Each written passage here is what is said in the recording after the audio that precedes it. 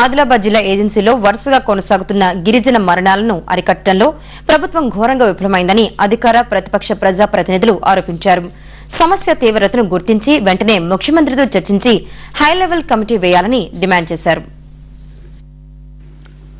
ఆదిలాబాద్ జిల్లా ఉట్నూర్ ఏజెన్సీలోని జైనూర్, సిర్పూర్ యు, నార్నూర్ మండలాల్లో కొనసాగుతున్న మరణ మృదంగంపై జిల్లా ఇన్ఛార్జి మంత్రి జీవన్ రెడ్డి అధ్యక్షతన సమీక్ష సమావేశం జరిగింది.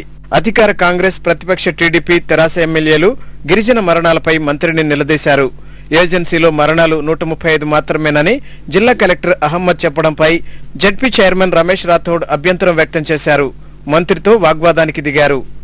ఇప్పుడే గవర్నమెంట్ హాస్పిటల్ ఆదిలాబాద్ లో పోయి చూద్దాము, ఎందరు పిల్లలు ఉన్నారు, వారికి మలేరియా ఎంతమంది ఉంది. This is practical, no theory.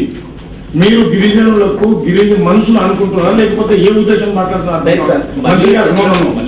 మీరు ఈ విధంగానే ఇప్పుడు మలేరియా లేనప్పుడు 4,05,000 ప్యాకెట్స్ క్లోరోకిన్ ఎందుకు ఇచ్చారు? మలేరియా లేనప్పుడు ఎందుకు ఇచ్చారు?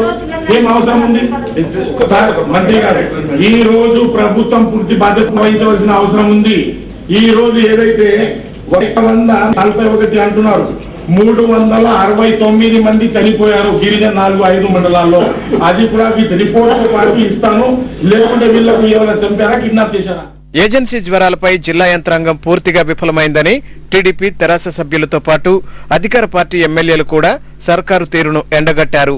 సత్వరమే నివారణ చర్యల కోసం ముఖ్యమంత్రి ఆధ్వర్యంలో హైలెవెల్ కమిటీ వేయాలని డిమాండ్ చేశారు.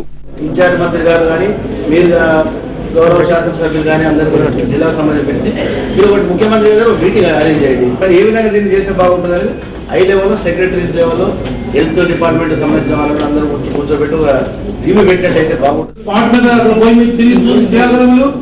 మీరు రిక్వైర్మెంట్ అంటారేంటి? మాకు పొద్దున్న లెటర్ వచ్చి మీరు మధ్యాహ్నం పంపించామంటారు. ఆ పద్ధతి ఏంటంటే మీరు మందు తీసుకుని వ్యాన్ తీసుకుని మొబైల్ వ్యాన్ పెట్టుకుని మీరు వెళ్ళండి. మీ పిఎస్సీ సెంటర్లో ఎక్కడెక్కడ మందులు అవసరం ఉన్నాయి, ఒక రోజు ముందు నుంచి రేపు ఏమైపోతే వాళ్ళు చూసి మీరు సంపా చేయండి. వాళ్ళు వాడడం ఏంటి, మీరు పోయి ఇవ్వడం ఏంటి? నిర్లక్ష్యం వల్ల ఇంతమంది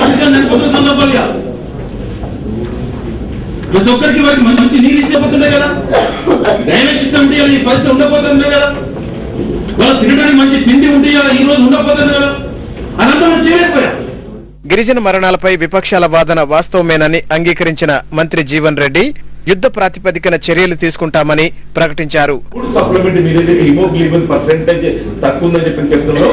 వాస్తవం డిసీజ్ ఏదైతుందో ఇమ్మీడియట్ అట్రాక్ట్ అవుతుందో దాన్ని దృష్టిలో పెట్టి కేవలం మెడిసిన్ ఇవ్వడమే కాదు, we're giving food to the patient and also to the attendants.